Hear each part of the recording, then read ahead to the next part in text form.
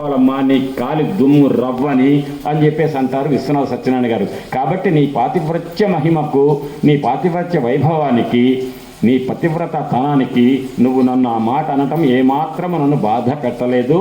అట్లా అనుకోవద్దమ్మా, నువ్వు అన్నది నిజం. రాముడి రావాలి, రావణ్ణి చంపాలి, నేను అయోధ్యకు పట్టుకెళ్ళాలి. ఇచ్చామి త్వాం సమానేతం అద్యైవ రఘుబంధన గురుస్నేహేన భక్త్యా చ నాన్యథైతదుపాహృతం నా అన్యథా ఏతత్ ఉదాహృతం అన్నారు. ఏంటంటే దేవుడిని అపరాధంగా ఏదైనా మాట్లాడితే ఆ పాపం పోవాలంటే ఈ శ్లోకం చదువుకోమంటుంటారు పెద్దవాళ్ళు.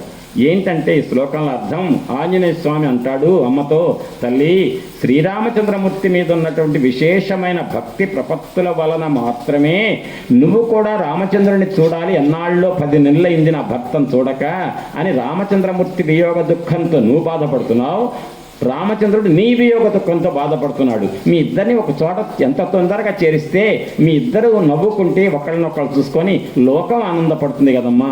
అందుకోసం తొందరపడి ఏదో నిన్ను నా వీపు మీద ఎక్కమన్నాను కానీ పరాయి స్త్రీవి, తల్లి లాంటి దానివి, జగన్మాతవు, నిన్ను నా వీపు మీద ఎక్కమని అంటాను అమ్మ. నేను రామచంద్రమూర్తి మీద ఉన్న అపరిమితమైన భక్తి, నువ్వు రామచంద్రమూర్తిని చూడాలి అనే వియోగ దుఃఖంతో ఎన్నాళ్ల బట్టో బాధపడుతున్నావే, అందువల్ల నీ బాధను త్వరగా ఉపశమనం చేసి రామయ్యకు కూడా ఆ బాధలోంచి బయటికి తేవాలని ఒకే ఒక ఉద్దేశ్యంతో అన్నానే తప్ప నాకు ఇతరమైనటువంటి ఆలోచనలు ఏవీ లేవమ్మా, తప్పు క్షమించమ్మా అంటాడనమాట ఆంజనేయుడు.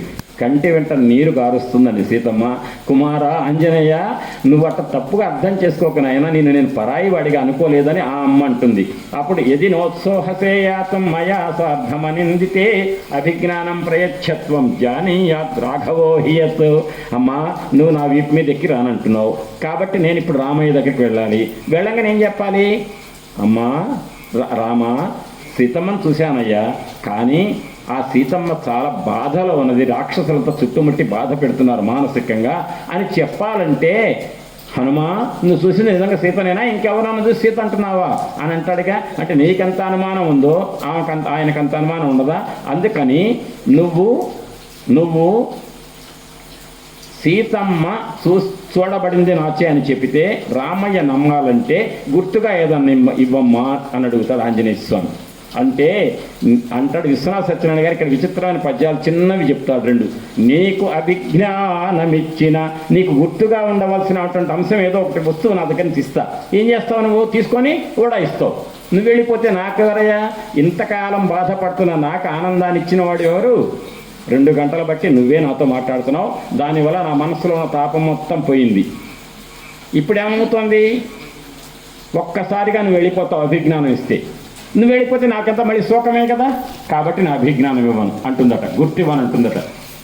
నీకు అభిజ్ఞానమిచ్చిన నీవు వెడలిపోయేదవు, నీవు సైతము పోయేదేని, ఈ మహారాక్షసుల మధ్య ఏమి దిక్కు నాకు చెప్పుమా అంజనా నయననంద.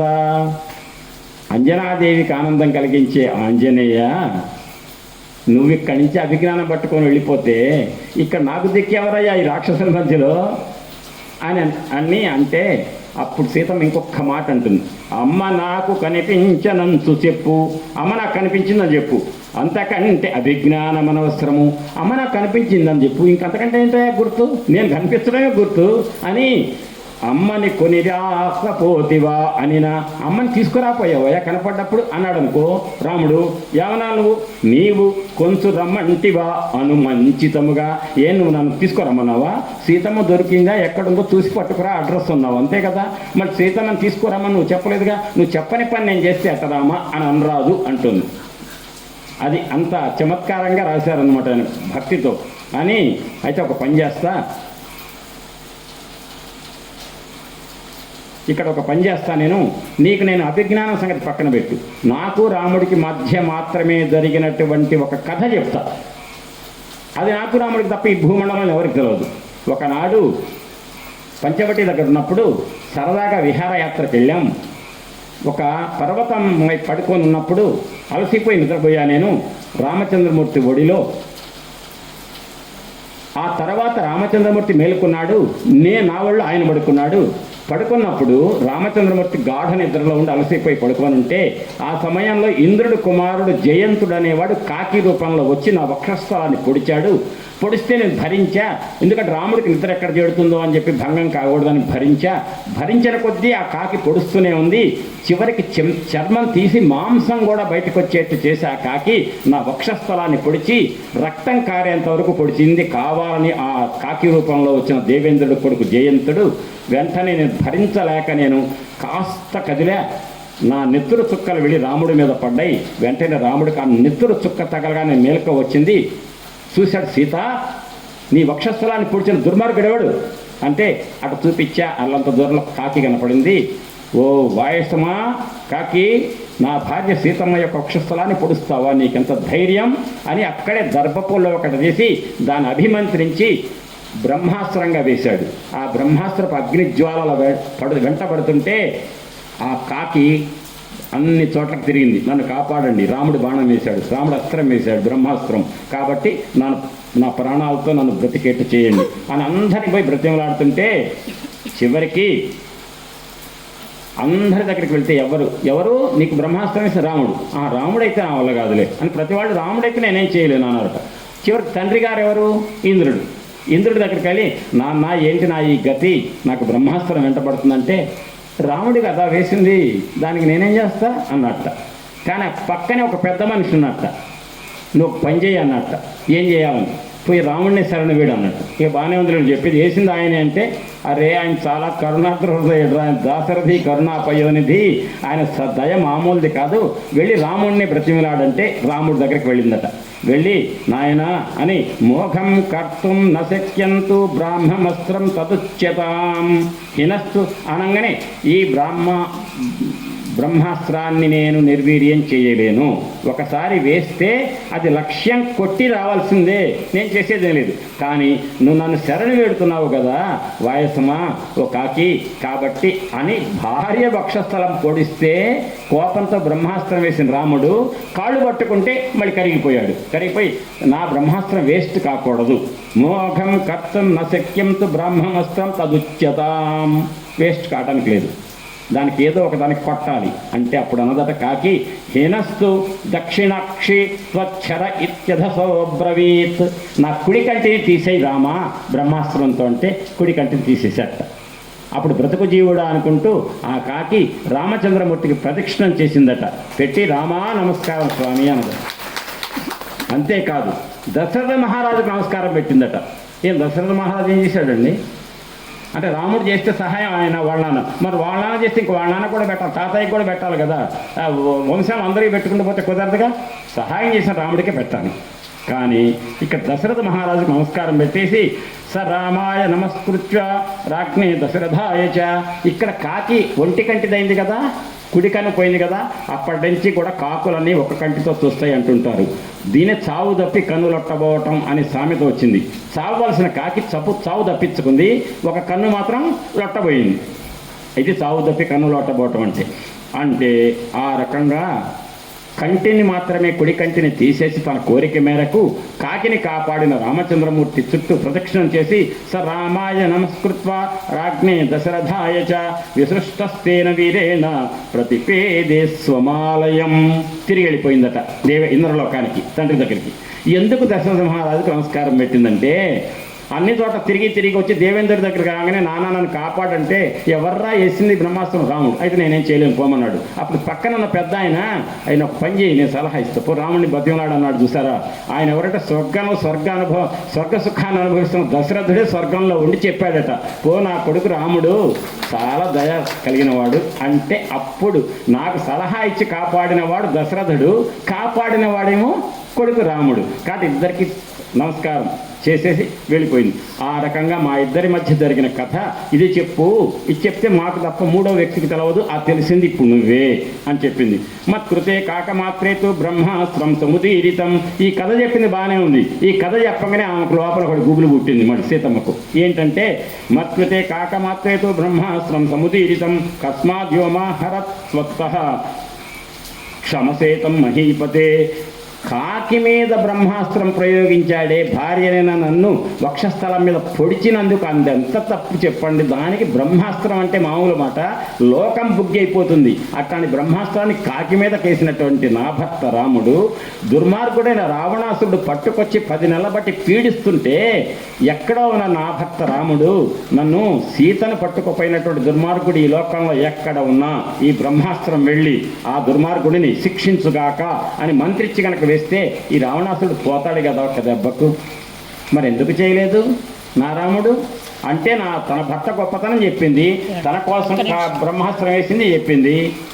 చెప్పి చివరికి ఏం చేసింది, నన్ను ఆ బ్రహ్మాస్త్రం నుంచి బ్రహ్మాస్త్రం వేసి కాకిని కూడా చంపుదాం అనుకున్నటువంటి నా భర్త నన్ను రావణాసురుడు పట్టుకొస్తే ఎందుకు కాపాడటల్లా అని. అయినా ఇది మా భర్త రాముడి యొక్క తప్పు కాదులే, చేతకాంతనం కాదులే, మళ్ళీ కప్పిపుచ్చుకోవటం భర్తని అని. స కురుష్వ మహోత్సాహ కృపం మైనరషభ త్వయా నాథవతి నథ యనాథ ఇవ దృశ్యతే. రామా, నువ్వు నాథుడుగా ఉన్నటువంటి, నాకు డిస్టర్బెన్స్ వస్తుంది ఇక్కడ, ఎవ్వరు మాట్లాడద్దు, కదలద్దు. నువ్వు నాథుడిగా ఉన్నటువంటి భార్యను, నువ్వు నాథుడిగా ఉన్న భార్యను, నువ్వు నాకు నాథుడివి. కానీ నేను అనాథగా ఉండిపోయానయ్యా. ఈ లోకంలో అందరికీ నాథుడు ఎవరు? జగన్నాథుడు నువ్వు. ప్రత్యేకంగా నేను భార్యను, నా భర్తవు, నాకు నాథుడివి. కానీ నువ్వు నాథుడవైన నేను అనాథగా ఉండిపోయా, కాబట్టి నన్ను కాపాడవా రామా అని అన్నదట. అని భ్రాతురాదేశమాదాయ లక్ష్మణో వాపరంతప కస్య హేతోర్నమాం వీర పరిత్రాతి మహాబల. మహావీరుడు, మిక్కిలి బలశాలి, శత్రువులను రూపమాపటంలో సర్వసమర్థుడైనటువంటి లక్ష్మణస్వామి అయినా తన అన్నగారైన రామచంద్రమూర్తి దగ్గర నుంచి అనుమతి తీసుకొని నన్ను కాపాడటానికి ఎందుకు ప్రయత్నించటం లేదు ఆంజనేయ? అంతటి వీరుడయ్యింది కూడా నన్ను ఎందుకు ఉపేక్షిస్తున్నాడు అని చెప్పి కాకాసుర వృత్తాంతం చెప్పగానే ఆ అమ్మకు మదిలో మెదిలింది ఏంటంటే, బ్రహ్మాస్త్రం కాకి మీదే వేయగలిగిన వాడు ఈ పెద్ద కాకి లేడు రావణాసురుడు. ఈ కాకి మీద ఎందుకు అయితల్లా? చిన్న కాకి మీద వేశాడు. లోకాలను పట్టి పీడిస్తున్న కాకి మీద ఎందుకు ఇట్లా రావణాసురుడి మీద అని చెప్పేసి అని ఆ రకంగా బాధపడి ఒక మాట అంటుంది, మమైవ దుష్కృతం కించిత్ మహాదస్తిన సంశయ. నేనేదో చిన్నదో పెద్దదో తప్పు చేశాను. ఆ తప్పు చేయటం వల్ల నేను రామచంద్రమూర్తి అనుగ్రహానికి నోచుకోలేదు. వినండి జాగ్రత్తగా, రామచంద్రమూర్తి యొక్క అనుగ్రహానికి నేను నోచుకోలేదు. ఎందుకు? నేను పెద్దదో చిన్నదో తప్పు చేశాను. ఏంట పెద్ద తప్పు చిన్న తప్పు? ఎవరైనా దేవుణ్ణి నిందిస్తారు, భర్తని నిందిస్తారు, సమాజాన్ని నిందిస్తారు. అంటే భర్తని నిందిస్తారు అనగానే నేను సార్ అంతా ఆడవాళ్ళు నిందించేవాళ్ళు మగవాళ్ళు కంటే మగవాళ్ళు భార్యలు నిందిస్తారు అంతే తప్ప, సమాజంలో నేను తప్పు చేస్తుంటానేమో అని ఆత్మవిమర్శ చేసుకునేవాళ్ళు చాలా తక్కువ. అందుకే జిల్లేళ్ళమూడి అమ్మ ఏమంటుందంటే, నన్ను నేను విమర్శించుకుంటే వివేకి, ఎదుటి వాళ్ళని విమర్శిస్తే అవివేకి అంటుంది జిల్లేళ్ళమూడి అమ్మ. కాబట్టి ఆత్మవిమర్శ చేసుకోవాలి ఎప్పుడు కూడా. నేను కరెక్ట్ మార్గంలో ఉన్నానా, ధర్మ మార్గంలో ఉన్నానా లేదా ఇది చూసుకోవాలి. అటువంటి స్థితిలో ఉన్నటువంటి సీతమ్మ ఒక మహా జగన్మాత ఏమంటుందంటే, రావణాసురుడు ఇక్కడ దుర్మార్గుడు నన్ను బాధ పెడుతుంటే రామచంద్రమూర్తి వచ్చి బ్రహ్మాస్త్రం వేసి అయినా నన్ను కాపాడాలి, ఆయన చంపాలి. ఎందుకు చేయటం లేదు అంటే, రాముడు ఆ పని చేయటానికి తగినటువంటి వ్రతం నేను చేయలే, కానీ ఏదో తప్పు చేశా, చిన్నదో పెద్దదో. ఏ తప్పులు ఏంటో ఒక్కసారి గమనించండి జాగ్రత్తగా. ఏంటి పెద్ద తప్పు, ఏం చిన్న తప్పు? చిన్న తప్పు ఏంటంటే, అరణ్యవాసానికి వెళ్దామనుకుంటున్న రాముడు బయటికి వెళ్తుంటే, నాథా నేను కూడా వస్తాను, సీత నువ్వు వద్దు, లేదు నేను వస్తా. నీకు తెలవ సీత, అడవుల్లో పెద్ద పెద్ద పులులు, సింహాలు, క్రూర మృగాలు ఉంటాయి. ఏమవుతుంది నాథా, నువ్వుండగా నన్ను ఏం చేస్తాయి అవి అన్న. కాదమ్మా, నువ్వు అయోధ్యలో మామగారు అత్తగారి దగ్గర ఉండి 14 ఏళ్ళు నేను వస్తా. నువ్వు లేని అయోధ్య నాకు అడవి, నువ్వున్న అడవి నాకు అయోధ్య, నేను వస్తాను. వద్దు సీత, అక్కడ దారిలో ఈ ఉంటాయి సరా, ఏది మన దర్భలు కనుక కోస్తే ముళ్ళు ఉంటాయి సరే, ముడులు అవి ఉంటాయి దారిలో, అవన్నీ కనుక ముళ్ళు ఉంటాయి. ఆ ముళ్ళు కనుక నీ కాలుకు గుచ్చుకుంటే, పద్మముల వంటి లేతనైన నీ పాదములకు గుచ్చుకుంటే నెత్తురు కార్చి నేను చూసి తట్టుకోలేను సీత అంటే అయితే తప్పకుండా వస్తానండి అందుకు. ఇది ఎక్కడ నీకు ఇన్ని చెప్తుంటే ఇప్పుడైతే తప్పకుండా వస్తానంటే మరి ఆ ముళ్ళేవో మీ కాలకు గుచ్చుకుంటే అంతకంటే కోమలమైన పాదాలుగా రామా మీవి, కాబట్టి మీరు మీ కాలుకు నెత్తురోడితే ఆ సంగతి కూడా నాకు తెలియదు, మీరు బాధపడేది. అందుకని నేనేం చేస్తా, మీకు ముందు పైలట్ లాగా వెళ్తా, మొత్తం దారంతా ఊడ్చుకుంటూ వెళ్తా ముళ్ళు లేకుండా, మీరు అడుగులో అడుగేసుకుంటూ వద్దురుగాని అందట. బాగానే అగ్రతస్తే గమిష్యామి మృద్ధంతి కుశకంటకాన్ అంటుంది సీతమ్మ కిష్కింధ అయోధ్యకాండలు. అంటే అర్థం ఏంటంటే, రామా మీకంటే ముందు నేను వెళ్తా, ముళ్ళు తుడుస్తుంటా, మీరు వెనకరండి. ముళ్ళు పోవటానికి ఎవరు కారణం అవ్వాలి, నేను ముందు అడిగేయాలి అంది. ముళ్ళని ఏమంటారు, కంటకము అంటారు. కంటకాలు తొలగించుకుంటూ ముందుకెళ్తా. అగ్రతస్తే గమిష్యామి మృద్ధంతి కుశకంటకాన్ అంటే అక్కడ పెద్దలు ఏం చెప్తారు తెలుసా, నన్ను అరణ్యవాసం తీసుకెళ్తే రావణాసురుడు వచ్చి నన్ను పట్టుకెళ్తాడు నాయన, పట్టుకెళ్తే నేను నీ వియోగ దుఃఖంతో నువ్వు బాధపడుతుంటావు, అప్పుడు నీకు పౌరుషం వస్తుంది. రావణాసురుడు అనేటువంటి లోక కంటకుడిని చంపాలంటే ముందు నేను పోయి కంటకుడి దగ్గర ఉండాలి రా లంకలో, కాబట్టి నేను కూడా నీతో పాటు వస్తా అని చెప్పటం అటంతా అర్థం. ఆ మాట చెప్పేసి వెళ్ళిపోయేసారు. ఆ వెళ్ళే సమయంలో సీతమ్మ చివరికి తీసుకెళ్ళానంటే రాముడితో ఏమన్నదో తెలుసా సీతమ్మ, రామజామాతరం ప్రాప్య స్త్రియం పురుష విగ్రహం. నువ్వు పులులు సింహాలున్న అడవుల్లో అని చెప్పి మాట్లాడతావా, నువ్వు మగవాడివేనా? మా నాన్నకి ఈ సంగతి తెలిస్తే పెళ్ళైన 12 ఏళ్ల కాపురం చేస్తుంటే అత్తగారు చిన్నత్తగారి కోరిక మేరకు మామగారు అరణ్యవాసం పోమని మా అల్లుడికి చెప్తే, మా అల్లుడు వెళ్తుంటే మా బిడ్డ కూడా వస్తానుంది తోడు. వద్దు సీత, ఆ అడవుల్లో పుల్లు ఉంటాయి సింహాలు ఉంటాయి అని చెప్పాడంటే, మగ రూపంలో ఉన్న ఆడదేమో మా అల్లుడు అని కూడా మా జనక మహర్షి మా నాన్న అన్నదట సీతమ్మ. భర్తను ఆ మాట అనొచ్చా? మగ రూపంలో ఉన్న ఆడది అని మా నాన్న నిన్ను అనుకోవచ్చుగా రామా అని అన్న చిన్న తప్పు. పెద్ద తప్పు ఏంటంటే భర్త పట్ల చిన్న తప్పు అయిపోయింది. ఇంకో పెద్ద తప్పు ఏంటంటే ఇప్పటికీ కూడా రామలక్ష్మణులకు అనుగ్రహానికి ఎందుకు నోచుకోలేదు సీతమ్మ అంటే ఆమె తప్పించుకుంటున్నటువంటి లోపమే. ఏంటంటే పెద్ద తప్పు ఏంటంటే పంచవటిలో ఉన్నది, ఆమెకి మాయా లేడీ వెళ్ళింది. మాయా లేడీ వెళ్తుంటే నాకు బంగారు లేడీ కావాలంది. రాముడు తెస్తా అని వెళ్ళాడు. వెళ్ళిన కొద్దిసేపటికే ఆ మాయా లేడీ చచ్చిపోయింది. రాముడు కూడా ఏదో ఇబ్బంది పడ్డాడు. వెంటనే రాముడు ఏమన్నాడు, హా సీత హా లక్ష్మణ అన్నాడు. అయ్యో లక్ష్మణ సీత నా పని అయిపోయింది కాపాడండి అన్నట్టుగా మాట్లాడు. వెంటనే సీతమ్మ ఏమనాలి, లక్ష్మణ మీ అన్నయ్యకి ఏదో ప్రమాదం ఉన్నట్టుంది, మన ఇద్దరిని పిలుస్తున్నాడు, నువ్వు వెళ్ళిరా అంటే, అమ్మా తల్లి లాంటి ఓ వదినమ్మ, నా అన్న రామచంద్రమూర్తిని ఈ లోకాలు 3 లోకాలలో ఎవ్వరు ఏం చేయలేరు. ఇదంతా వాడెవడో చేస్తున్న మిమిక్రీ, అనుకరిస్తున్నాడు, తప్పు. ఎట్టి పరిస్థితుల్లో కూడా మా అన్నకి ఏ ప్రమాదం లేదంటే అప్పుడు సీతమ్మ ఏమన్నా తెలుసా, లక్ష్మణ మీ అన్నయ్యని ఎవరన్నా చంపితే నా మీద నువ్వు చెడు అభిప్రాయం పెట్టుకొని నాతో ఏదో సంబంధం పెట్టుకోవాలనుకుంటున్నావా, ఇంత దుర్మార్గంగా ఆలోచిస్తున్నావా లక్ష్మణ అంటే, తల్లి నువ్వు ఆ మాట అంటాన్ని కొడుకు లాంటి నన్ను అనొచ్చా అమ్మా అంటే, నీకు నా మీద ఏ దురుద్దేశం లేకపోతే కనుక వెళ్ళి మీ అన్నయ్యని కాపాడుందట. లక్ష్మణుడు వెళ్ళాడు. వెళ్ళిన ఒక్క నిమిషానికి మాయావేషంలో రావణాసురుడు వచ్చాడు, పట్టుకుపోయాడు. అంటే ఎవరు కల్పించారండి ఆ సీతమ్మ ఎత్తుకోవడానికి అవకాశం? సీతమ్మే కల్పించింది. లేకపోతే రామచంద్రమూర్తిని ఎవరు ఏమి చేయలేదనే విషయం లక్ష్మణుడికి తెలిస్తే సీతమ్మకు తెలియదా? తెలిసినా కూడా లక్ష్మణుడు కూడా అక్కడ ఉండకుండా ఉండాలి. పొరపాటు లక్ష్మణుడు అక్కడ ఉన్నాడు, రాముడన్నా రావణ ఎత్తుకుపోవడానికి వచ్చావా మాయామను, సర్లే నేను వెళ్ళిపో పిచ్చి వేషాలు అంటాడు. లక్ష్మణుడు అట్టాడు, చంపిపడేస్తాడు ఆవేశం లక్ష్మణుడు. కాబట్టి లక్ష్మణుడు ఉండకూడదు అక్కడ, లక్ష్మణుడు కూడా వెళ్ళాలి. వెళ్ళేట్టు చేసింది ఎవరు? సీతమ్మ. అంటే రావణాసురుడు ఎత్తుకుపోవడానికి కారణం ఎవరు?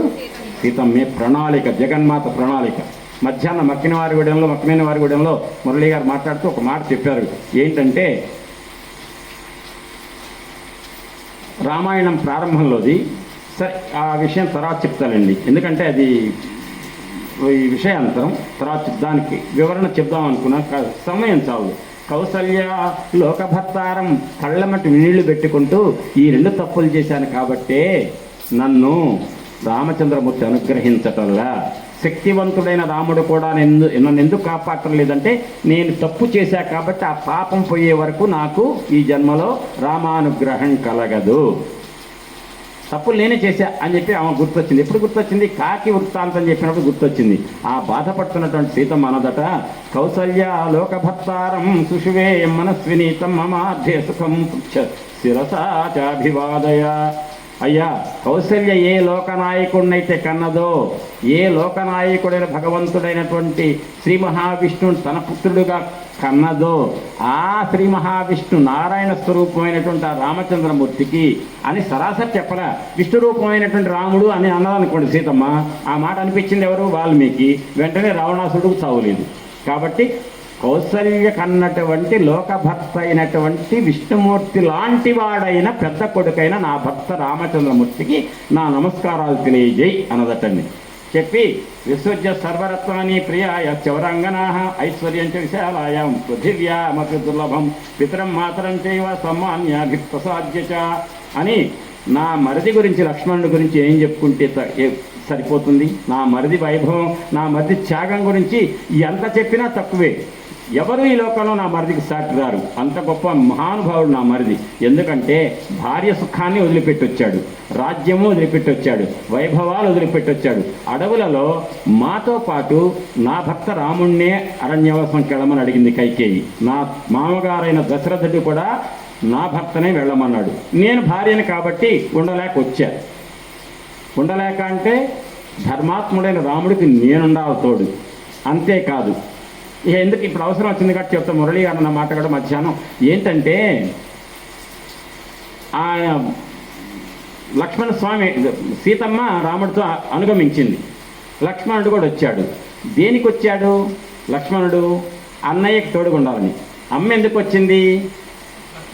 కైకేయి దశరథ మహారాజుకి మూడవ భార్య అయినటువంటి కైకేయి మామగారిని ఒత్తిడి చేసింది. నువ్వేమన్నా చెయ్యి, నీ కొడుకు పెద్ద కొడుకు రాముడికి రేపు పొద్దునే పట్టాభిషేకం. నేను ఒప్పుకోను. నా కొడుకు భరతుడికి పట్టాభిషేకం కావాలి. నా కొడుకు పట్టాభిషిక్తుడు కావాలి రేపు పొద్దున యువరాజుగా. నీ పెద్ద కొడుకు అంటే నీ పెద్ద భార్య వల్ల కలిగిన రాముడు అడవులకు పోవాలి అని చెప్పగానే మూర్ఛ వచ్చి పడిపోయాడు దశరథుడు. రాముడికి ఆ సంగతి తెలిసి వెళ్ళాడు. కైకేయి చెప్పింది, రామా మీ నాన్నగారు మూర్ఛిల్లాడు. ఏంటో తెలుసా? ఆయన కోరిక ఏంటంటే నీకు పట్టాభిషేకం చేద్దాం అనుకున్నాడు కదా, నీ బదులు భర్తకు చేయాలని ఉంది ఆయనకు. అది నువ్వు ఒప్పుకుంటావో ఒప్పుకోవా అని చెప్పి బాధపడి మూర్ఛిల్లాడు. అనగానే అమ్మా ధర్మం కోసమే తప్ప నాకు రాజ్య పదవి నాకు ఎందుకమ్మా, నేను ఎవరు అనుకున్నా తల్లి అన్నట్ట. అయితే నువ్వు వెళ్తావా రామా అన్నదట కైకేయి. తప్పకుండా తల్లి, నాన్నగారు చెప్తే ఏ పనైనా చేస్తా. రాజ్య పదవి వదులుకుంటావా? రాజ్య పదవి ప్రాణమే వదులుకుంటా అన్నాడు రాముడు. అమ్మ, రాముడిని అడవులకు పంపించడానికి రాముడు కూడా ఒప్పుకున్నాడు, నా మామగారు ఒప్పుకున్నాడు. కాకపోతే రేపు పొద్దున వెళ్ళిపోతాడు. దాని తర్వాత జరగబోయేదేంటి? పెద్దగా కరెక్ట్, నా కొడుకు పట్టాభిషేకం జరుగుతుంది. ఆనందంలో ఎగిరింది కదా, గంతేసిందిగా. అట్టేసింది దుర్మార్గంగా అన్నారు మురళి గారు. విషయం ఏంటంటే మందర అనేటువంటి ఆమె ప్రేరేపిస్తుంది. కైకేయి మంచిది. రామచంద్రుడికి బాణ విద్య నేర్పింది కైకేయి అండి. గురువు, ప్రథమ గురువు కైకేయి. ఆ అమ్మతో మందర అనిపించింది ఏంటంటే, రామ ఎట్టి పరిస్థితుల్లో రాముడు అరణ్యానికి వెళ్ళాలి, భరతుడికి పట్టాభిషేకం జరగాలని కోరిక పెట్టు అని మందర ఉంది. వెంటనే కైకేయి మా భర్తని కోరింది. భర్త అనే మాట ఆమోదించాడు. ఏంటంటే రాముడు ఎందుకు దిగాడు లోకంలోకి? ఎందుకు దిగాడు? రావణాసురుడిని చంపడానికి. రామావతార ప్రయోజనం అదే కదా. కానీ ఒక్క రామావతారంలో గొప్పతనం చెప్తున్నాను. నాకు అర్థం కాదు, ఈ టీనర్సాపురంలో ఉపన్యాసం కాము చెప్పి వెళ్ళిపోక రోజు రోజుకు విషయాలు పెరుగుతూ ఉంటే నాకు 6వ రోజు 7వ ఉపన్యాసం ఇది. రోజు 6, ఉపన్యాసం 7వది. ఏమైందంటే ఆ రామావతారం కొన్న ప్రత్యేకత ఏంటంటే, నృసింహావతారంలో హిరణ్యకశిపుడిని చీల్చాడు, చంపాడు. ప్రహ్లాద నాయన నీకేం కావాలి? ప్రహ్లాదుడు ఏదో కోరాడు, నృసింహస్వామి ఇచ్చాడు. నృసింహస్వామి అంతర్ధానం అయ్యాడు. ఒక గంట, అరగంట, గంట అంతే. కృష్ణుడు వచ్చాడు, ధర్మాన్ని ఉద్ధరించాలి, నిలబెట్టాలి. శిశుపాణిని చంపాడు, దుర్యోధను చంపించాడు అర్జునుడితో, భీముడితో. భీష్ముడినేమో అర్జునుడు చంపాడు. ఎవరితో చంపించాలో వాటాల ప్రకారం చంపించాడు. కానీ రాముడు ఏం చేశాడంటే, రావణాసురుడిని చంపినది మొదలుగా 11,000 సంవత్సరాలు పరిపాలించాడు భూమండలాన్ని. 10 వర్ష సహస్రాణి 10 వర్ష శతాని చ రావణాసురుడిని చంపటానికి రామచంద్రమూర్తి యొక్క వయస్సు 25 ఏళ్లే. తర్వాత 11,000 సంవత్సరాలు అంటే అధర్మాన్ని చెండాడాడు, రావణాసురుడిని చంపాడు, రాక్షసుడిని. మనుషులు కూడా రాక్షసులాగా మారుతున్నారేమో, వీళ్ళలో రాక్షసత్వం రావటం అంటే ధర్మం సన్నగిల్లటం. కాబట్టి ధర్మం అంటే ఎట్టుంటుంది అని చెప్పి తను ప్రవర్తిస్తూ మానవులతో చేస్తూ ప్రవర్తించేటువంటి రాజుగా పరిపాలించాడు రాముడు. అంటే ఒక రాక్షస సంహారమే కాదు, ధర్మాన్ని కూడా ఆచరణలో పెట్టడానికి మానవులకు సహాయకారిగా మార్గదర్శకుడిగా ఉన్నాడు రాముడు. అది రామావతారం గొప్పతనం. కానీ దిగొచ్చిందేమో రావణ సంహారంకే. పట్టాభిషేకం చేసుకుంటే వాళ్ళ నాన్నగారు చేయంగానే నేను యువరాజును ఏమేమి ఫైల్ సంతకం పెట్టాలని మొదలు పెడతాడు రాముడు. ఆ ఫైల్ సంతకం పెట్టుకుంటుంటే అక్కడ ఆయన ఎవరు చూస్తారు మరి? కాబట్టి దేవతల కార్యం భగ్నమైనట్టుగా దేవతలు మందిరలోకి ప్రవేశించి మా కోరిక ఏంటంటే శ్రీ మహావిష్ణువా రావణాసురుడనే దుర్మార్గుని చంపాల స్వామి అంటే దిగొచ్చాడు రాముడుగా, నరుడు తప్ప ఎవరు చంపలేరు రావణాసురుడిని. దిగొచ్చిన రాముడు సరదాగా యువరాజు, తర్వాత ప్రమోషన్లు, ఈ పట్టాభిషేకాలు, ఉత్సవాలు చేసుకుంటే కాదు కదా, మా బతుకేంటని దేవతలు అడిగారు. ఆ దేవతలంతా కూడా ఈ మందర బుద్ధిలో చేరి మందర ద్వారా కైకకు చెప్పించారు. కైక తక్కువదండి, ఆ అమ్మకు కూడా దేవతలు అమ్మా నువ్వు ఒక్కదానివే మా దశరథ మహారాజుకు అడ్డు చెప్పి రాముడిని అడవులకు పంపిస్తేనే రావణాసురుడు అంతం అవుతాడు, కాబట్టి నువ్వేదో విధంగా చేయంటే మనసు చంపుకొని కైకేయి నాథా నాకు ఇచ్చావుగా అప్పుడు కోరిక వరాలు 2. ఒక వరం ఏంటంటే నా కొడుకు పట్టాభిషేకం, ఇంకో వరం ఏంటంటే పెద్ద కొడుకును అడవులకు పంపించడం అనగానే చూసిన వాళ్ళందరికీ కైకేయి మీద ఏం పుడుతుంది ఆలోచన, దుర్మార్గురాలు రాముని అరణ్యాలకు పంపించి సీతమ్మను అపహరించేదానికి కారణమైందా? ఇప్పుడు చెప్పండి, కైకేయి మంచిదా కాదా? అందరికంటే లోక కళ్యాణం కోసం, రావణ సంహారం కోసం, రామావతార ప్రయోజనం కోసం తోడ్పడినటువంటి వ్యక్తి ఎవరు? కైకమ్మ. అది అయితే దాన్ని ఏమన్నారు, పరమాత్మ నిర్ణయం జరిగింది అదేదో అన్నారు, అయిపోయింది. ఆ నిర్ణయం ఇదన్నమాట. ఆ రకంగా నేను నా మరిది నా భర్త ఎట్లయినా రావాలి, అరణ్యవాసంకి వచ్చాడు, నేను అనుగమించాలి భార్యని కాబట్టి వచ్చా. నా మరిదికి ఏమవసరం అండి, సుఖాలన్నీ వదిలిపెట్టుకొని వచ్చాడు అని దాని విశ్వనాథ సత్యనారాయణ గారు ఒక పద్యం రాశారు, చిన్న పద్యం.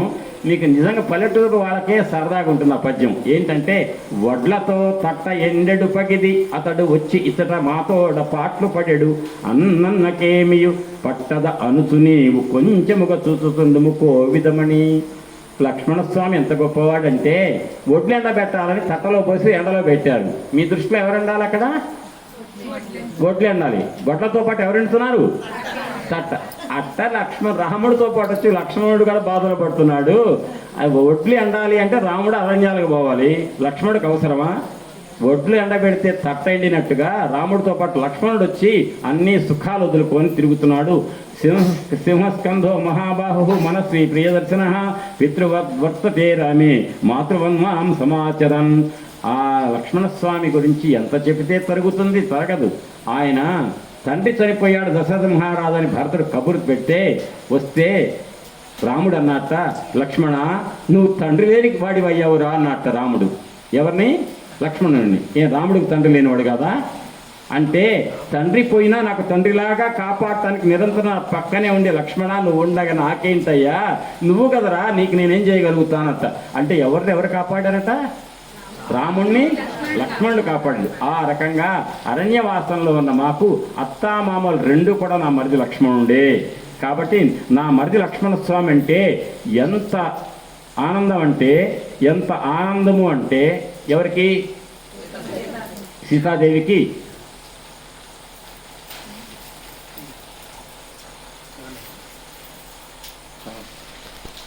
సుభాషిత రాజపుత్రో ప్రియశ్రేష్ఠ సదృశ స్వసురస్యమే.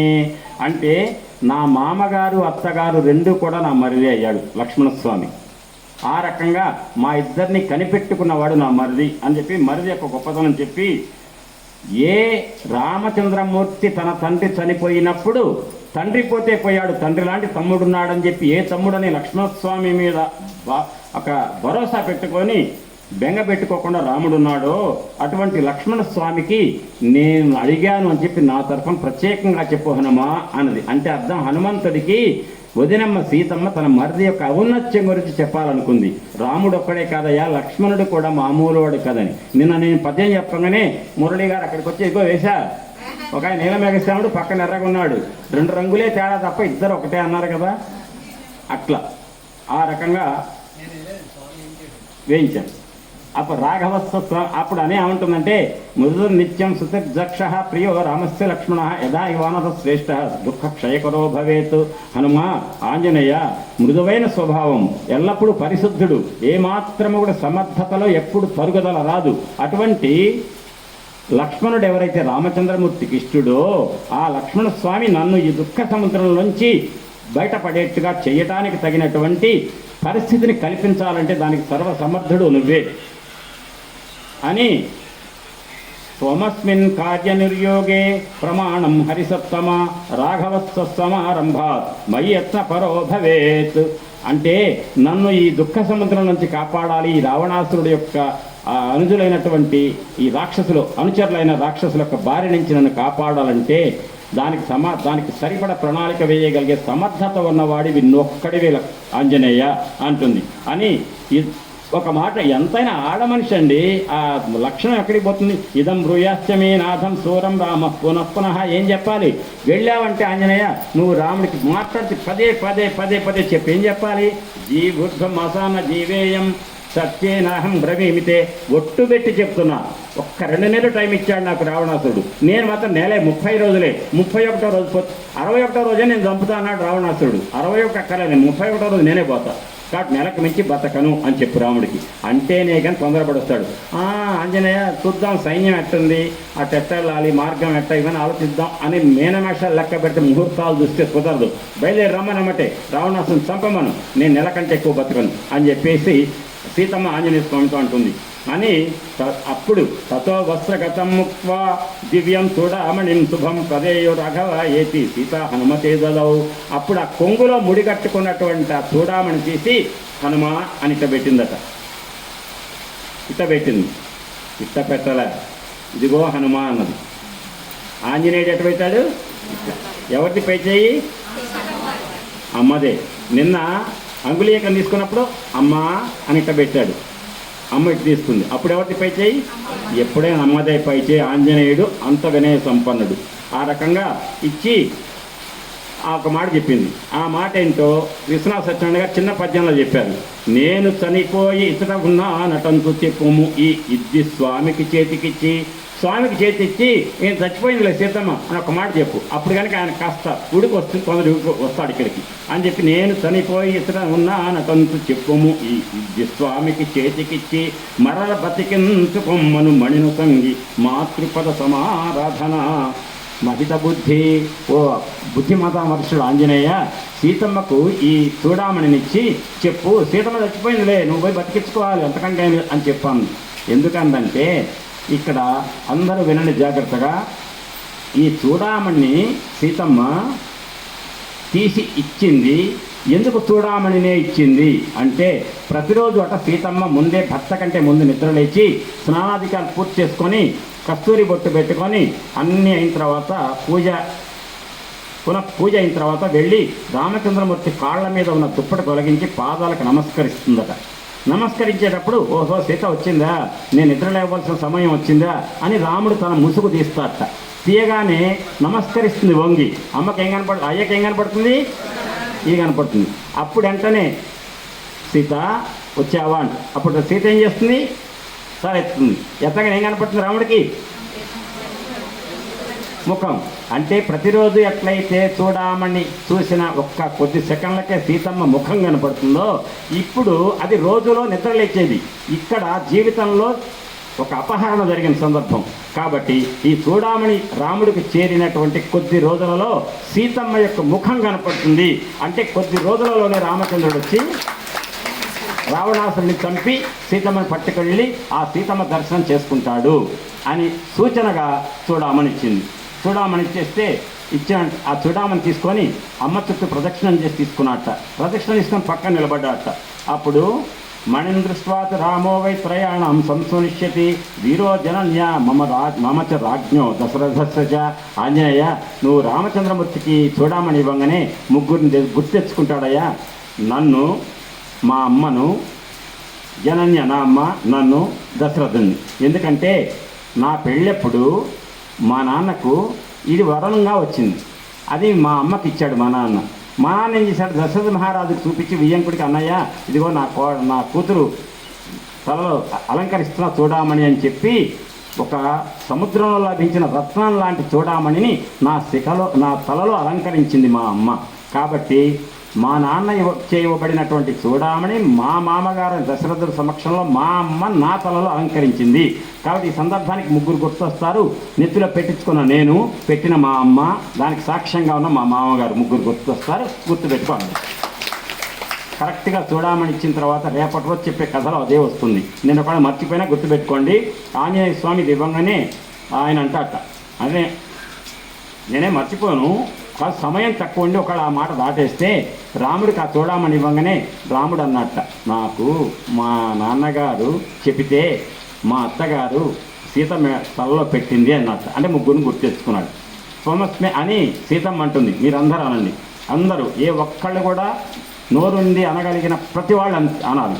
త్వమస్మిన్ కార్యనిర్యోగే ప్రమాణం హరిసత్తమ హనుమాన్ యత్నమాస్తాయ దుఃఖక్షయకరో భవ తస్య చింతయతో యత్నో దుఃఖక్షయకరో భవేత్.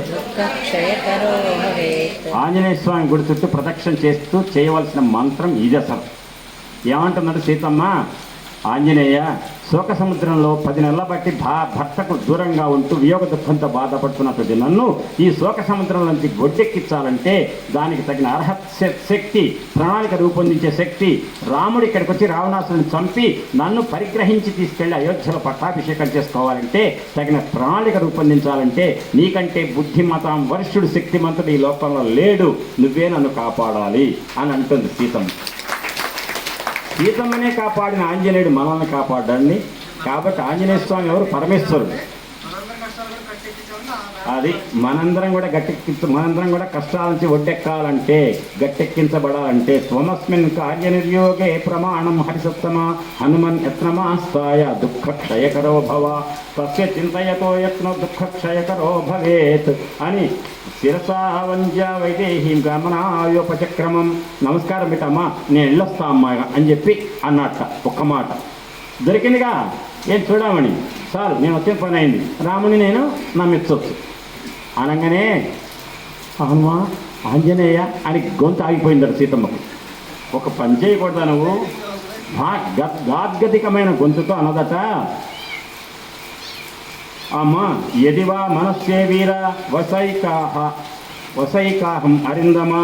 శత్రువులని మర్దన చేసి చంపేటువంటి శక్తివంతుడైన ఆంజనేయ, ఒక్క మాట నా కోరిక, కస్మింశ్చిత్ సంవృతే దేశే విశ్రాంత స్వోగమిష్యసి.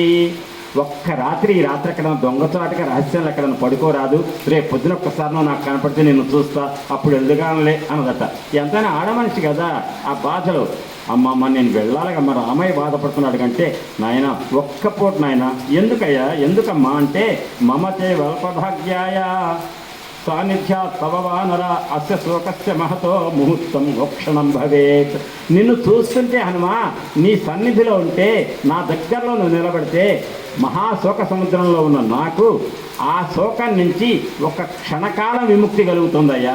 నువ్వు ఉంటే చాలయ్యా, మాకు శోకం పోతుంది అంటే. ఆంజనేయ స్వామిని ఉపాసిస్తే శోకాలన్నీ పోతాయి, దుఃఖాలన్నీ పోతాయి అంటానికి ఇదే నిదర్శనం. ఆ మాట అంది అని సవాదర్శన శోకో.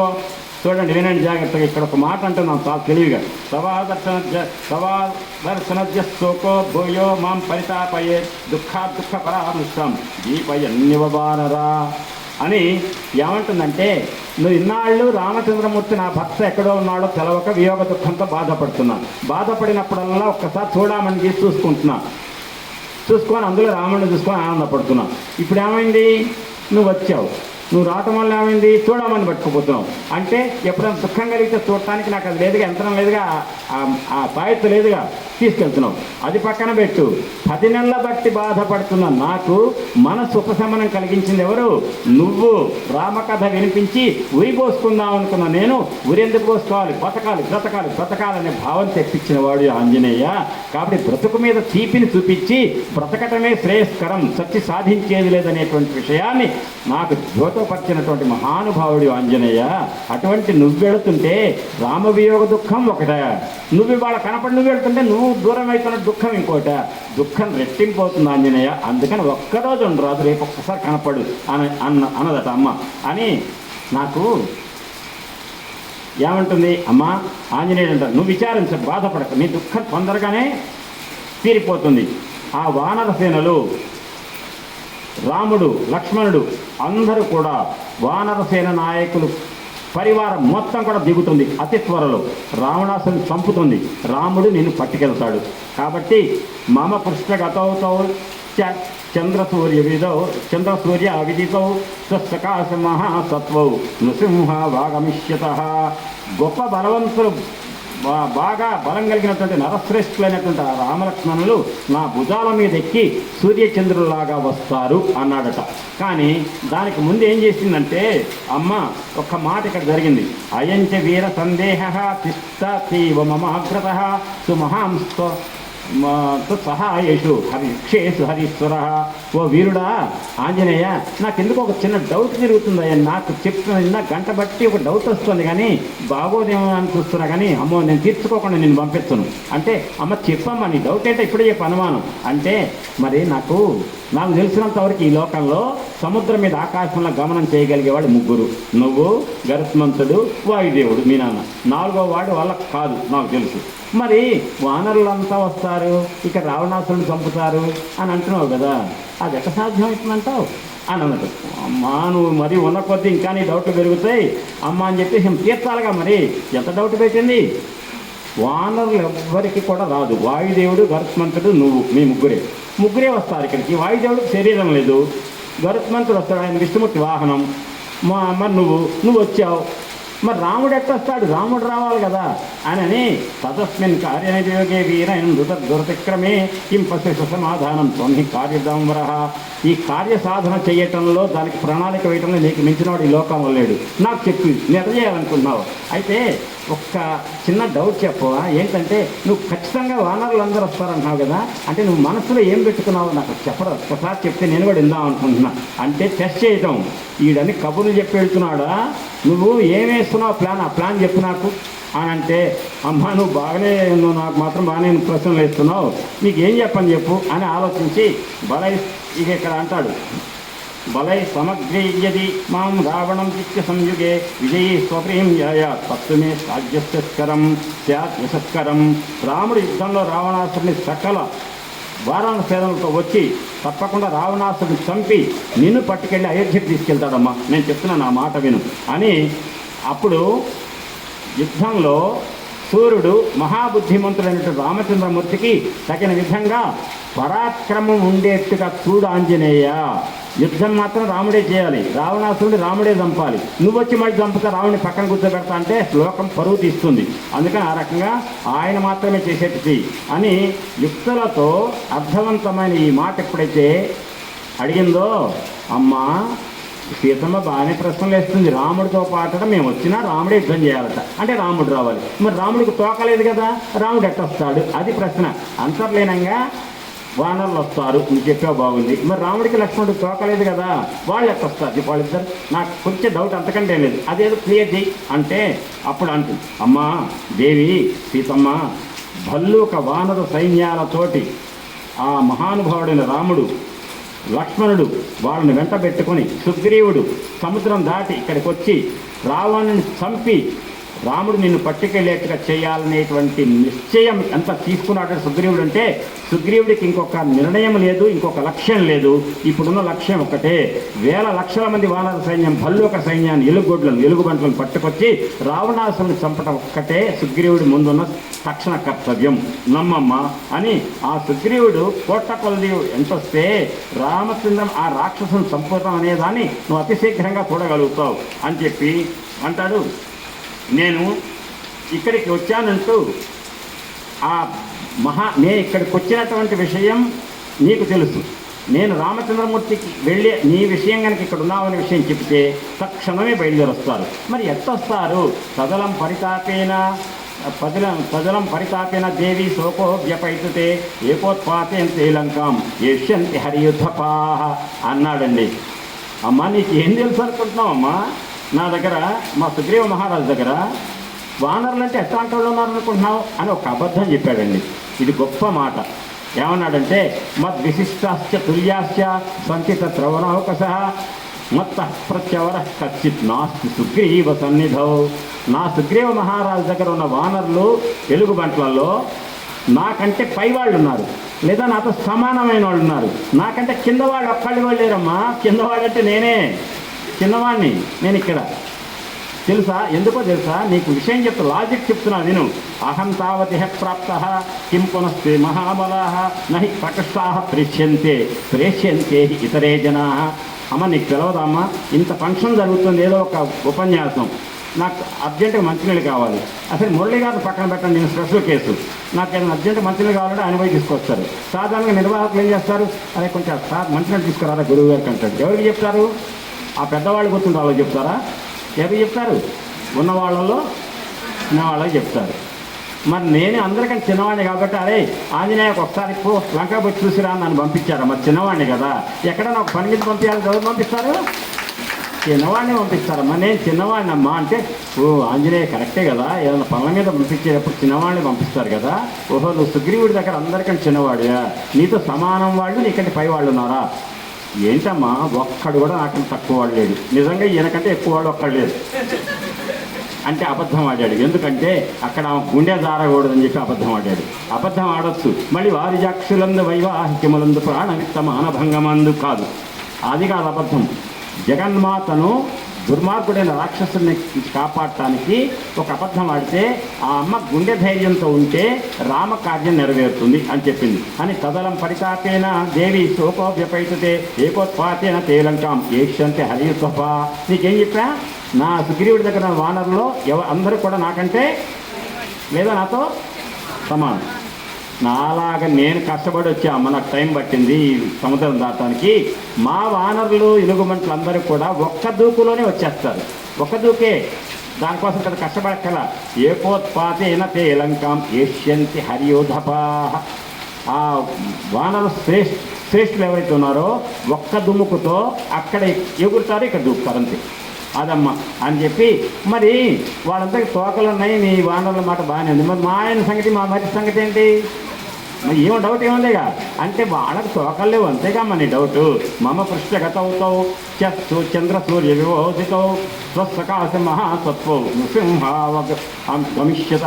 అంటే రామచంద్రమూర్తి కుడి భుజం మీద, లక్ష్మణుడు ఎడమ భుజం మీద కూర్చొని ఆకాశంలో నేను ఎగిరి వస్తుంటే ఒకేసారి సూర్యుడు చంద్రుడు ఉదయించారా అన్నట్టుగా ఇద్దరిని పట్టుకొస్తా మా లంకకి అని చెప్పి, ఒకడు సూర్యుడట, ఇంకొక చంద్రుడట, వాళ్ళిద్దరిని పట్టుకొస్తా అంటే అప్పుడు అంటాడు విశ్వనాథ సత్యనారాయణ గారు అనిపిస్తారు, స్వామి వచ్చునమ్మ, స్వామి తప్పక వచ్చు, అనుమానం లేదమ్మా, స్వామి తెచ్చును నా భుజాల మీద, రాడ ఏమి స్వామి రమణి నన్ను ఇంతగా నేను పంపు ఇంత ఏల చేయు. నన్ను ఎందుకు పంపిస్తాడమ్మా? అరే చూసిరా ఆంజనేయ అంటే చూసొస్తా, రాగానే భుజాలు ఎక్కువ రామా అంటే ఎక్కువ, నీలా డౌట్లు పడ్డా ఆయన ఎక్కడమే భుజం నేను తీసుకురావటం అనగానే ముందు ఆయన ఎట్టొస్తాడు తర్వాత సంగతి. అక్కడ విశ్వనాథ వారు ఓ పెద్ద రాశాడులే, ఓ వేస్తే సేతువు కట్టమను, లేకపోతే సముద్రుడికి దండం పెట్టి సముద్రుడి యొక్క అనుగ్రహం తీసుకొని రాముని నడిచిరమ్మను సముద్రం ఇంకిపోతే అని అంటాడు విశ్వనాథ వారు. అది సరదాలేండి ఆ పద్యం చమత్కారం. ఇక్కడైతే భుజాల మీద అంటే అప్పుడు డౌట్ తీరిపోయింది. వానరులు ఎట్టొస్తారు? ముగ్గురేగా అంటే ముగ్గురు కాదు, నాకంటే పై వాళ్ళే అందరూ అని చెప్పగానే, ఓహో అందరు కూడా నీకంటే గొప్పవాళ్ళు కదా, అయితే ఈజీగా వచ్చేస్తారు. మరి నా భర్త మరిది ఇక్కడ వస్తారు, అయితే క్లియర్ అయిపోయింది అంటే నీ ప్లాన్ అంతా నాకు క్లియర్గా ఉంది ఆంజనేయ, ఓకే నేను ఇప్పుడు సంతృప్తి పడ్డా అని చెప్పి సగనం రావణం హత్వ రాఘవో రఘునందన త్వం ఆదాయ వరారోహే స్వపురం ప్రతియాస్యతి. వస్తాడమ్మా రాముడు లక్ష్మణుడు, ఇక్కడ వానరులు దూకి వస్తారు. సుగ్రీవుడు కూడా ఆకాశయానం చేసి వస్తాడు, రావణ్ణి కుటుంబ సమేతంగా చంపుతాడు. నిన్ను స్వపురం అంటే నీ అయోధ్యకు పట్టుకెళ్తాడు. అంటే ఎక్కడదా చెప్పాడు ఆంజనేయుడు కథ, యుద్ధం అయిపోయింది సీతమ్మని. ఇది ఇక్కడ వరకు ఉన్న దాన్ని ఏమంటారంటే అండి, రామాయణంలో సుందరకాండలో 39వ సర్గలో 43వ శ్లోకం ఇది. ఈ శ్లోకం వరకు ఉన్న రామాయణాన్ని హనుమద్ రామాయణము అంటారు. అని హనుమంతుడు రామాయణాన్ని పూర్తి చేశాడా లేదా? అమ్మ ఇక్కడ వస్తారు, వానరులు దూకుతారు, యుద్ధం చేస్తారు, రావణుని చంపుతారు, మళ్ళీ నిన్ను పట్టుకొని అయోధ్యకి తీసుకెళ్తాడు, అభిషేకం చేస్తాడు, పట్టాభిషేకం. ఇంకా రామాయణం ఏముంది అదేగా. ఆ హనుమంతుడు చెప్పిన రామాయణం ఇంతటితో సమాప్తం. సుందరకాండ కాదు, హనుమంతుడు చెప్పిన రామాయణం, హనుమంతు రామాయణం. ఆ రకంగా రక్షసే రామం ప్రజ్వలంత నివానలం, ప్రజ్వలించుతున్న అగ్ని కణంలాగా కణికలాగా కనపడే రామచంద్రమూర్తిని అతి త్వరలో చూడగలుగుతున్నావు. వస్తాడు ఇక్కడికి. బాణం ఒక్కసారి సంకారం చేస్తే అగ్ని పుడుతుంది అన్నాడు. క్షిప్రం త్వం దేవి శోకస్య పారం యాస్సి మైథిలి, నువ్వు శోక సముద్రం యొక్క ఒడ్డుకు చేరి బయటికి పడేటువంటి టైం అతి త్వరలో ఉంది. పారం అంటే అవధి, అంటే నది యొక్క ఒడ్డు, సముద్రం యొక్క ఆవలి ఒడ్డు వెళ్ళడానికి. ఏది? శోక సముద్రం యొక్క ఆవలి ఒడ్డులో నువ్వు వెళ్తావు అని. రాముడి కంటే గొప్పవాడు, లక్ష్మణుడితో సమానమైన వాడు ఈ లోకంలో ఎవడు లేడు. రాముడి కంటే గొప్పవాడు, లక్ష్మణుడితో సమానమైన వాడు ఎవడు కూడా ఈ లోకంలో లేడు. అగ్ని వాయువులతో సమానమైనటువంటి మహానుభావులైన రామలక్ష్మణులు అతి త్వరలో రాబోతున్నారు అని చెప్పి, నాస్మిన్ స్థిరం వస్యసి దేవి దేశే రక్షో గణై దుషితే రౌద్రే, అతి రౌద్రంగా ఉన్న భయంకరమైన రాక్షసుల మధ్యలో ఈ గడుపుతున్నావే, దుర్మార్గుల మధ్య ఈ బాధాకరమైనటువంటి ఈ నివాసం ఇక్కడ ఉన్నావే, ఇది ఇంకెక్కువ కాలం ఉండదమ్మా. ఎందుకని? నదే చిరాదాగమనం ప్రియస్య క్షమస్వ కాలమాత్రం. అంటే నువ్వు ఎంతసేపు ఓపి పట్టాలంటే, నేను తిరుగు ప్రయాణంలో కిష్కింధకు వెళ్ళి రామ సీతమ్మ అక్కడ ఉందయ్యా అని చెప్పే వరకు ఓపి పట్టాలి నువ్వు, అంతకంటే ఎక్కువ ఓపి పట్టక నువ్వు. అంటే ఓహో హనుమంతుడు చెప్పగానే రాముడు వచ్చేస్తాడు, రాముడు లక్ష్మణుడు పట్టుకొస్తాడు భుజం మీద అనే నమ్మకంతో ధైర్యంగా తల్లి ఉంటుందని అని. ఇంకొక గుర్తు కూడా చెప్తున్నానయ్యా నీకు. ఏంటంటే ఒకసారి నేను రాముడు కలిసి ఎండలో విహరిస్తున్నాం. సడన్గా వచ్చే వాతావరణంలో వచ్చిన మార్పుకు నాకు బాగా చెమట పట్టింది. నా నుదుటి ఉన్నటువంటి ఆ కుంకుమ బొట్టు అంతా ఆ చెమటకి జారి మొత్తం కరిగిపోయింది. నా ముఖం మీద బొట్టు లేదని చెప్పి రాముడు వెంటనే ప్రక్కనే ఉన్న మనిషినాలు ఒక రాయి ఉంటే దాన్ని ఎరగదీసి ఆ గంధం తీసి పెట్టాడు. ఎక్కడ పెట్టాడు? ఇక్కడ పెట్టాలి కదా, ఇక్కడ పెట్టకుండా బొగ్గ మీద పెట్టాడు. అంత చిలిపి పనులు చేశాడు రాముడు నాతో. ఈ చిలిపి పని నాకు రాముడికి తప్ప ఎవరికి తెలియదు, ఇది కూడా చెప్పు అన్న. మరి ఇక్కడ పెట్టాల్సిన బొట్టు ఇక్కడ పెట్టాడని ఎవరికి తెలుస్తుంది? వాళ్ళిద్దరి మధ్య జరిగిన సంఘటన కదా. అంటే మణి చేరింది, కాకాసురుడు కాకిని చంపింది, మనిషిలా పెట్టింది. ఇంతవరకు చెప్పేసి ఈ రకంగా మళ్ళొక్కసారి ఈ చూడమని నాకు ఎప్పుడైనా ఇబ్బంది కలిగి బాధ కలిగితే చూడటానికి ఉపయోగించుకుంటా, అది కూడా నువ్వు పట్టుకుపోతున్నావు హనుమా అని అన్నదట. కానీ ధారయిష్యామి మాసంతు జీవితం శత్రుసూదన మాసాద్యుద్ధన్న జీవిష్యే త్వయా హీనా నృపాత్మజ. రాముడికి చెప్పు, నేనేమన్నానో చెప్పు. అమ్మ సీతమ్మ ఇట్టందనకో, నేను అన్నవన్నట్టు చెప్పు. రామా నెల కంటే ఎక్కువ బతకను. రావణాసుడు 2 నెలలే టైం ఇచ్చాడు. నెల కంటే ఎక్కువ బతకను. నెల తర్వాత నువ్వు కనుకుంటే బతుకుతా, నువ్వు లేకపోతే నేను నెల తర్వాత బతకను. కాబట్టి నేను బ్రతకాలి, నెల దాటి 31వ రోజు బ్రతికుండాలంటే 30 రోజుల లోపల నువ్వు ఇక్కడికి రావాలి, రావణాసురుని చంపాలి అని చెప్పి డెడ్ లైన్ టైం పెట్టి కథంచిత్ భవతి దృష్ట నా కాల పరిశోచితి ఇమం ముహూర్తం దుఃఖానం అంతం ద్రక్షసి భామిని. అమ్మా అదృష్టవశం చేత నువ్వు నాకు కనపడ్డావమ్మా, కాబట్టి ఇక నువ్వు బాధపడాల్సిన అవసరం లేదమ్మా. నన్ను చూసి అంటే ఇక్కడ చూడండి, నేను వచ్చాకమ్మా నీకేంటి అనలే. అమ్మా అదృష్టవశం చేత నువ్వు నాకు కనపడి దర్శనం ఇచ్చావు కదా, ఇక నీకు బాధ లేదు, నువ్వు ఆలోచించక్కర్లా, బయటపడక్కర్లా. అంటే ఇక్కడ అర్థం ఏంటంటే, హనుమంతుడి యొక్క ఉపాసన చేస్తే, హనుమాన్ చాలీసా చేసిన సుందరకాండ ప్రవచనం విన్నా, హనుమంతుడి యొక్క తత్వాన్ని మనస్సులో పెట్టుకున్న అంటే ఇక్కడ మళ్ళొక్కసారి చెప్దాల్చుకున్నాను. హనుమాన్ చాలీసా అర్థం తెలవకుండా జయ హనుమాన గుణసాగర జకేపి అట్లా 100 సార్లు చేసిన అర్థవంతంగా తెలుసుకొని దాన్ని అర్థం తెలుసుకొని 11 సార్లు చేసినా ఒకటే. 108 సార్లు చేయండి, యజమాని అడుగుతాడు, పెట్టండి. మన హిందూ సమాజం చాలా దెబ్బతింటోంది. ఈ సమయంలో హనుమాన్ చాలీసా 208 సార్లు చేయండి. కానీ చేసేటప్పుడు ఓపిక చేసి స్లోగా చేయండి, నిదానంగా చేయండి.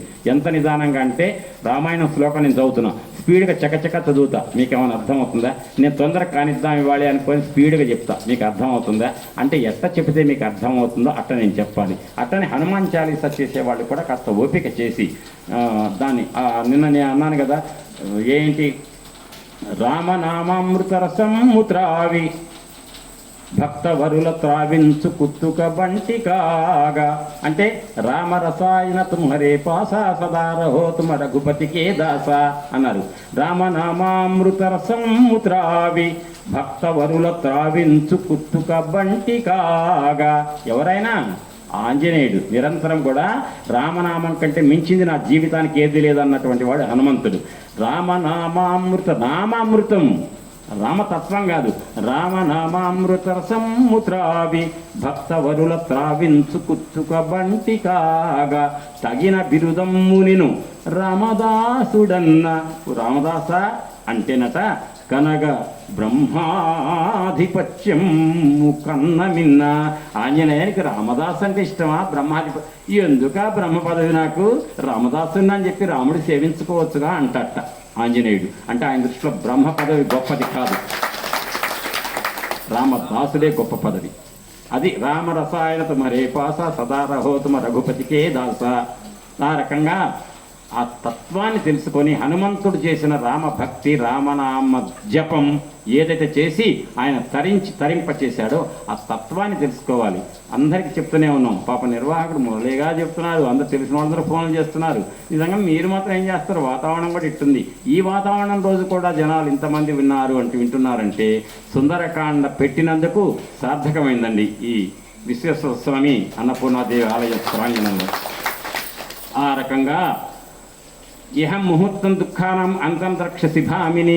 అమ్మా నిన్ను చూశా కదమ్మా ఎట్టకేలకు అదృష్టవశాత్తు, కాబట్టి నీ దుఃఖం తొలగిపోయినట్టే. అంటే హనుమస్వామి దర్శనం లభిస్తే సీతమ్మ దుఃఖం తొలగిపోతుంది లెక్క అది, అంతే తప్ప సీతమ్మను చూసి హనుమంతుడికి ఏంటో దొరికేది ఏమీ లేదు. మళ్ళీ ఎగురుతాడు, కిష్కింద పోతాడు, ఇంకెక్కడైనా అయోధ్య బొమ్మనో పోతాడు, ఆయనకేముంది. కానీ రాముడు సీత ఏకం కావాలి, మళ్ళీ సమాగమం జరగాలి, అదా ఆయన ఆరాటం. ఆ రకంగా అమ్మకు ధైర్యం చెప్పాడు. హనుమాన్ సింహ సంకాశ భ్రాతరవు రామలక్ష్మణ సుగ్రీవంచమస్తమాత్ సహామాత్యం సర్వాన్ బ్రూయా హి అనామయం. హనుమా సింహం వంటి పరాక్రమం కలిగినటువంటి ఆ రామలక్ష్మణులు ఉన్నారే, వాళ్ళు అమాత్యులతో మంత్రితో సహా వానర సేనతో సహా సుగ్రీవ మహారాజు అందరికీ కూడా నేను కుశలం అడిగా అని చెప్పు హనుమా అని చెప్పి వాళ్ళందరికీ క్షేమం అడిగింది. అడిగిన తర్వాత ఇమంచ తీవ్రం మమసో కవేగం రక్షోభిరేభి పరిభస్సంచ భూయాస్తు రామస్య గత సమీపం శివశ్చే ధ్వాస్తు హరిప్రవీరా. రామ ఆంజనేయ వానర శ్రేష్ఠ, రాముడి దగ్గరికి వెళ్తున్నావు కదా, నేను ఎంత తీవ్ర దుఃఖంతో రాక్షసుల మధ్య ఎంతో ఇబ్బంది పడుతున్నాను విషయం తప్పకుండా చెప్పయ్యా. నేను నెలకంటే ఎక్కువ బతకనని చెప్పయ్యా. మా అక్కడితో నెలకంటే ఎక్కువ బతకను, రాక్షసుల మధ్య చాలా పడరాని పాటలు పడుతున్నాను అని చెప్పు, నీకు శుభమాగుగాక అన్నదటండి అమ్మ ఆంజనేయ స్వామి వారికి. అప్పుడు అమ్మ ఇంతసేపటి కుదిరబడి నాకు రిలీవింగ్ ఆర్డర్ ఇచ్చింది వెళ్ళిపోవటానికి. ఆ తల్లి అనుకొని సిద్ధమయ్యి ఆయన అల్పావశేషం ప్రసమీక్ష కార్యం దిశం హ్యుజీచి మనసా జగామ. మనసులోనే అమ్మ సీతమ్మ వదిలిపెట్టింది, సీతమ్మ దర్శనమైంది, సీతమ్మ నమ్మిచ్చా, అంగుళీకేమిచ్చా, చూడమని తీసుకున్నా. కాబట్టి ఉత్తర దిక్కు ప్రయాణాన్ని మానసికంగా పూర్తి చేసుకున్నట్ట.